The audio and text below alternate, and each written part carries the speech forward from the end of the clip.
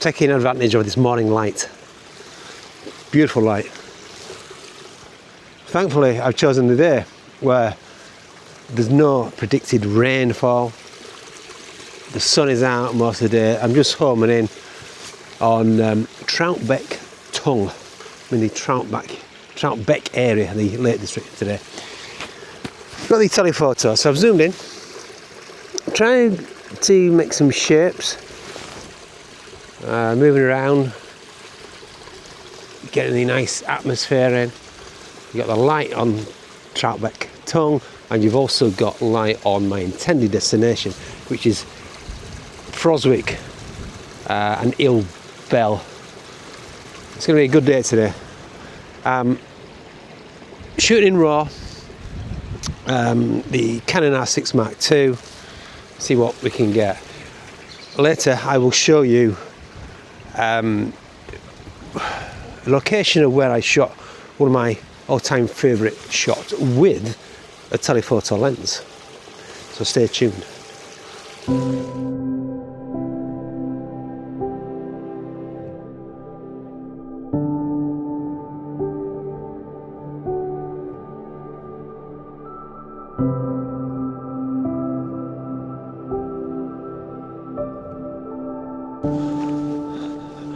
It's not a bad view, is it?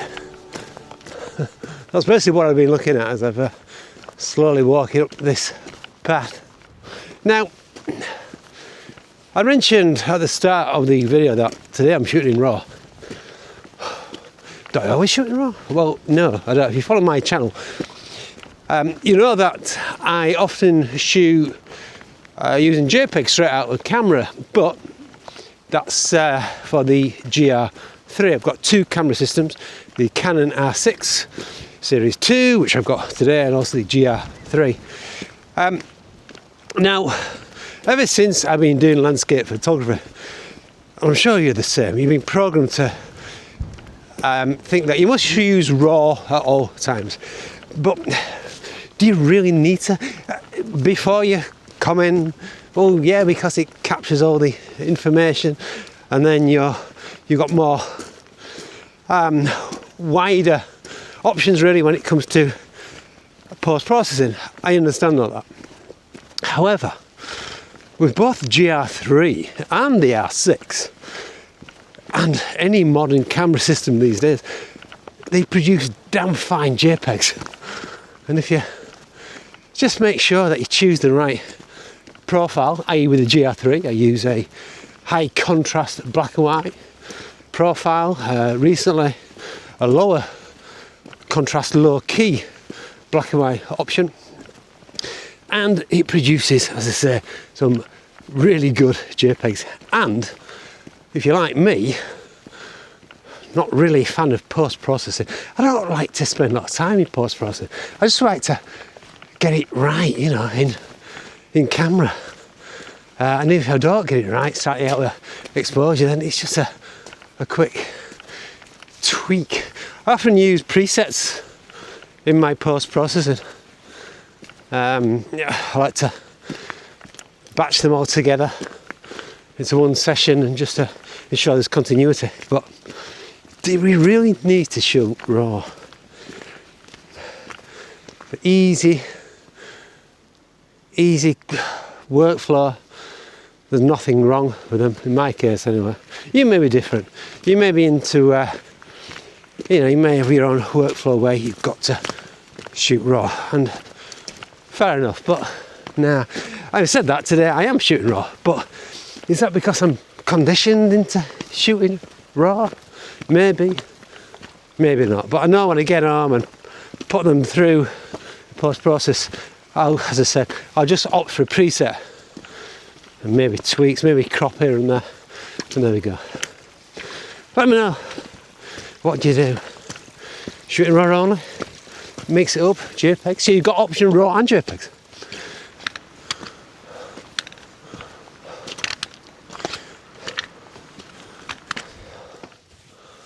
I do keep looking back towards Windermere because every now and then there's something which catches my eye. for example, top of some larch, I think they're larch ferns, with the windermere in the background, some lovely light, and the fells beyond as well. So yeah, not quite into the sun. We've approached the top of, or nearing the foothills of Froswick. I'm looking forward to that. It's a bit chilly. Now, going back to the debate, do you shoot in RAW? Is it a need, a necessity to shoot in RAW or not? Thinking about it, I shoot in RAW more when I'm shooting landscapes such as this, because I think there's more elements, more factors to take into account.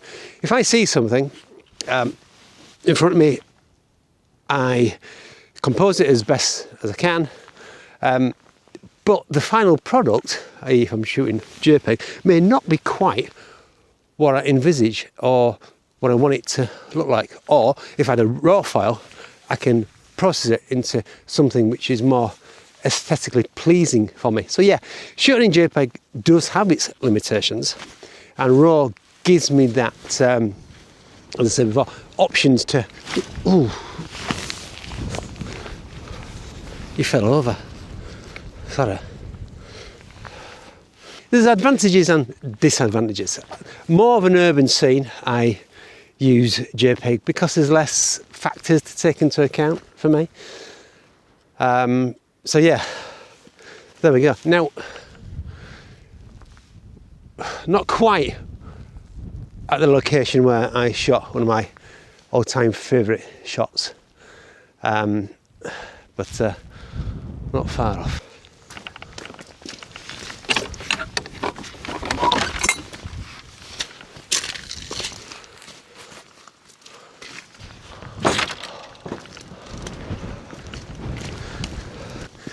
So there we go, as soon as I hit the sunshine, I'm off the path and onto the fell. Oh, welcome warmth. Whew. Yeah, a bit of ice on the ground. I haven't brought my spikes, but I should be all right. Okay, so from now on, as I say, we're on the fell. The sunshine is with me and it's very squelchy.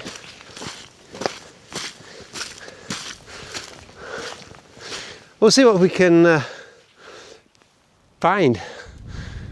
One big difference, and I'll show you in a while, from today and the image I took a few years ago now, is clouds, a lack of clouds.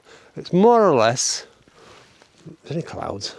More or less a full blue sky day, apart from that. So what do you do? What do you do? How would you shoot it? You need clouds, don't you? No, you don't. I could opt for black and white, which is another reason why it's good to shoot in RAW. It gives me that flexibility, that option, as I keep saying. Well, the light is beautiful. Lots of shadows, lots of light, which is excellent for black and white photography.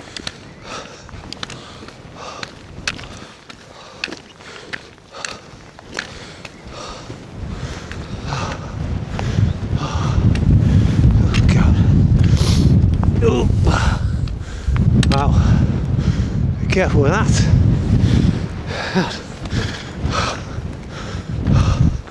It's like Gandalf's been here.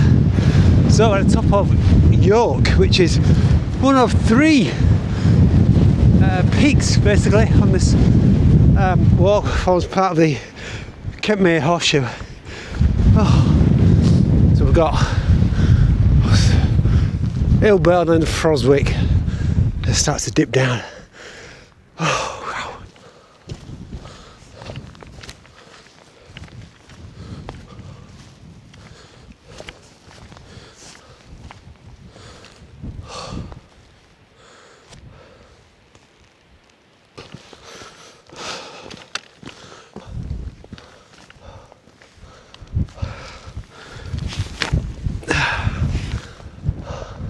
So I'm more or less at the same spot where I took my image, which I referred to earlier on the video, one of my favourite images, and the subject is Windermere, albeit completely different conditions to what I've got today. These are the images. So there's there in colour, but I think it also works well in black and white. And what makes the image? Well, it's clearly the mood, the cloud. Look at the detail on that cloud. Beautiful ambience. But yeah, it does work both in colour and black and white. And I shot that in RAW. That's the beauty of shooting with RAW, isn't it? Yeah? Gives me the options. So today, what I've got, I haven't got the clouds, but I've got some haze, bit of layering. I'm still going to take the shot using a telephoto. But yeah, back in the day, I believe it was shot with the EF, it might be the EF 70 to 200. So today I've got the 100 to 400, so maybe some more options. But yeah, what a shot. I love that shot. Absolutely love it. Right, I'm near the top of the highest point of the day, which is Ill Bell. I'll drop down, then rise again to Froswick. From there, we're going to drop down.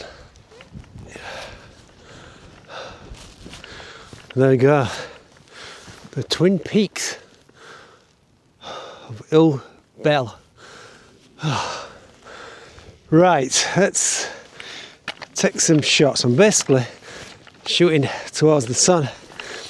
I have got the telephoto with me, as you can see, but I've also brought the 24 to 105, which I may or may not. I'm not promising anything, so I may get out because there's some quite interesting rock formations here. But yeah, look at the light. Look at the light hitting the path. That's what I like. They just love winter sun. It's not quite working with the telephoto.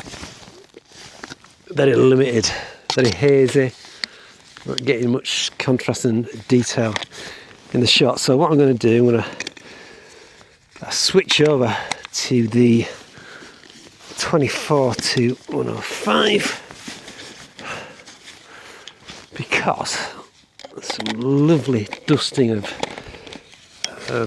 frost and ice on the, well, I say ice, it's more frost on these rocks here. I'm not sure it'll work. I'll need to find a combination of shapes and sizes which blend in, but basically that's what I'm looking at. There's some lovely light bouncing off them and using Windermere as the background. May work, may not, I will have to see, but at least I've got an option to go wide. Very difficult indeed, that shot, because I'm basically shooting into the sun and the sun is bouncing off the sea, causing a mass highlight burnout basically. So I've had to angle the camera so it more or less excludes the horizon, which doesn't really work. So found a few options using these rocks with the frost on top, but I've had to be careful with the angle I use. However, I put the telephoto back on. I'm going to shoot away. The sun is dipping. It's what, mid-afternoon, or it's early afternoon now, so the sun will be setting, what, a couple of hours. Great part of the day, lovely light. And I'm just going to enjoy this moment, pitched on the top of Ill Bell. Beautiful conditions. I tell you what, the wind's dropped more or less. Excellent. So that's more or less it. But let me know, are you shooting with JPEG? Are you still continuing with RAW? I've shared my thoughts. Both are good, but my approach is more or less using JPEG all the time. It's all about speed for me. I've no patience spending in front of a computer editing away. I don't even use Lightroom now. I use on one, which is not as technical, but it will do. It will do. It's all about capturing the moment in the camera, as it were. But you do need some form of negative, I do know. I'm going back. But the fact is that the cameras these days, they produce good JPEGs. So there you go. Anyway, I'm going to show you my final gallery of the day. Some lovely shadows going on in the background there. We'll see. Day's not complete. Basically going to continue and dip down. But that's it. So we enjoyed it. Last video of 2025. It's now 2026. I know that's all. Happy New Year. Hope it brings a excellent artistic year for you to 2026. Right, until next time, take good care of yourself. Bye bye for now.